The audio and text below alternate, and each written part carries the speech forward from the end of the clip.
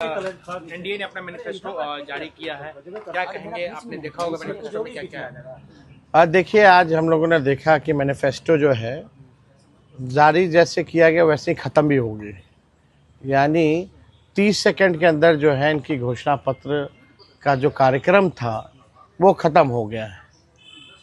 आदरणीय मुख्यमंत्री जी को तो पता ही नहीं होगा कि उस घोषणा पत्र में क्या है, शायद उनको बोलने ना दिया जाए, इसलिए जो है जल्द से जल्द जो है ये ख़त्म कर लिया गया। लेकिन हम तो कहना चाहते, जो हमने घोषणा पत्र देखा, एनडीए के लोगों को सॉरी पत्र लाना चाहिए और बिहार के 14 करोड़ जनता से सॉरी बोलना चाहिए था कि 20 साल से भी राज करने के बाद भी सबसे गरीब राज्य बिहार, कोई कारखाने नहीं, कोई निवेश नहीं, हर सेक्टर में जो है ये सरकार फेल रही, इसलिए इनको सॉरी पत्र लाना चाहिए था।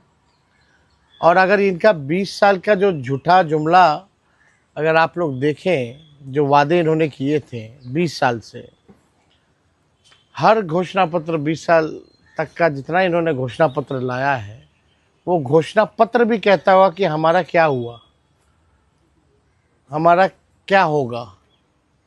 वो घोषणा पत्र कह रहा है कि पहले वाला तो घोषणा पूरा हुआ नहीं, एक नया जो है आनंद फानन में जो है इन लोगों ने ये घोषणा पत्र जारी की है। इसमें कई ऐसी चीज़ें, अब बताइए, स्कूल में मिड डे मील जो है वो देंगे, यानी इससे पहले जो है बढ़िया से ये लोग नहीं दे रहे थे।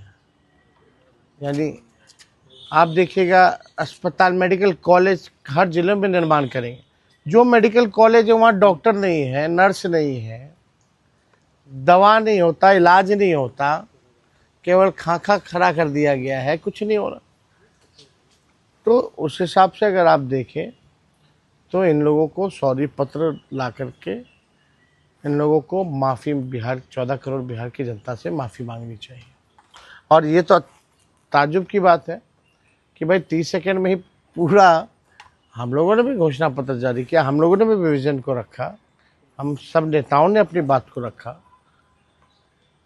ये कौन सी बात हुई कि कोई बात ही नहीं की गई।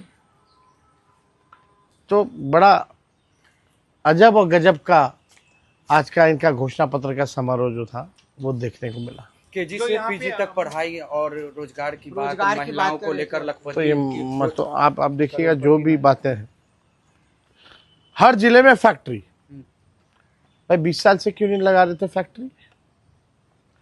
और अमित शाह जी ने तो कह दिया कि भूमि की कमी है। तो ये केवल जुमला है। बिहार की जनता इनके चाल और चरित्र को पहचान चुकी है।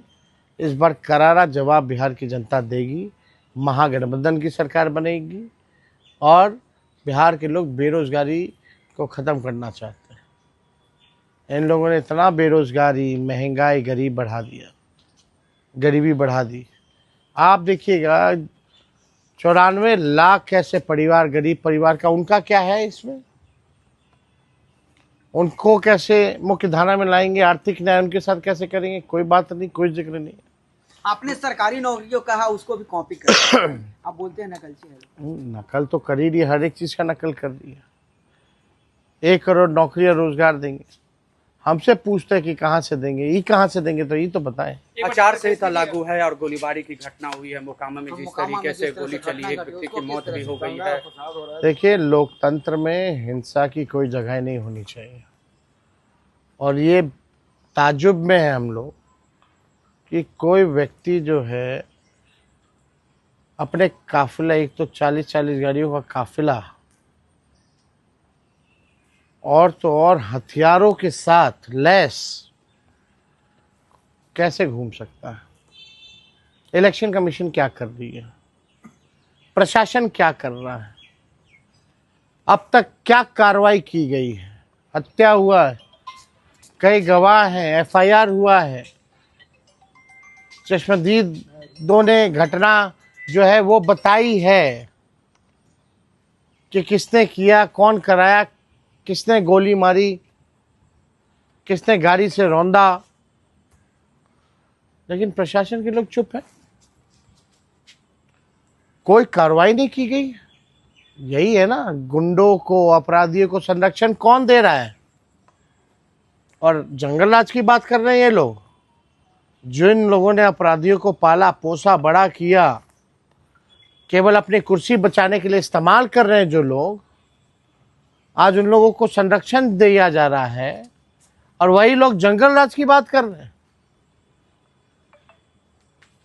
इलेक्शन कमीशन को तो संज्ञान लेना चाहिए, सुमोटो लेना चाहिए कि ये कैसे हुआ, किस अधिकारी पे कार्रवाई हुई, एक पुलिसकर्मी पे, कोई डीएसपी एसपी के पे कोई कार्रवाई नहीं की गई। तो आप समझ जाइए बिहार में स्थिति क्या है। अब सच्चाई सामने आ गई, बिहार की जनता देख रही है।